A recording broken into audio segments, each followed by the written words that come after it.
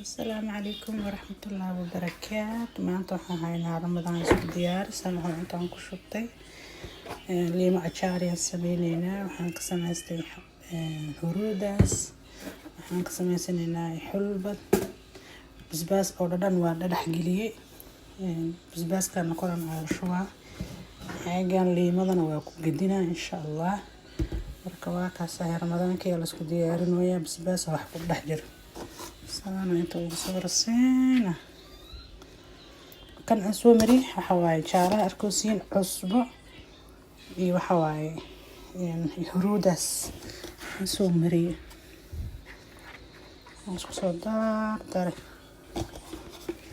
أكتوسني وحاك حريساي بعوين وحاد حقنا هذا قبوبة مجيب حوفي عينها الشاق أو كلها جري isla markii waa karaa hada, laakiin ana xiriis kaas iyo musmeeni waxir biyo uf kusoo sii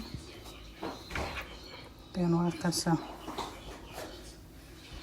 soo noqday masha Allah. dhacaankiisna meeshan huruudi iyo wixii dhan ku jira waa ku shuba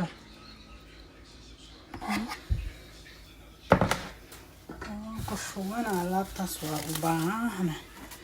waxaan ku darsanaa xulbadan, waxaan ku shubaa xulbada macaan ay ka dhigaysaa. waxaan ku darsanaynaa basbaaskii oo gaduudka ahaa ka badanayn because basbaas badan aan ku jiro. waxaa lagu gedinaa caagii liimada ayago hool dhahaa.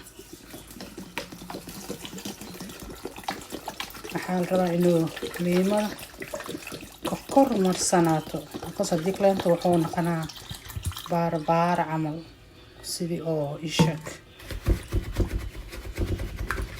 hadda liimo kaleentaan miiraan gogoyna aan ku daraa, afka ka xiraysay bacdiisa u dhiibay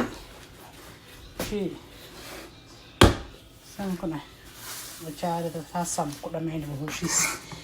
tama ishantaan bir Ramadaanka ka dhiman tahay waa diyaar garoobay hadduu Ilaahay yaraa.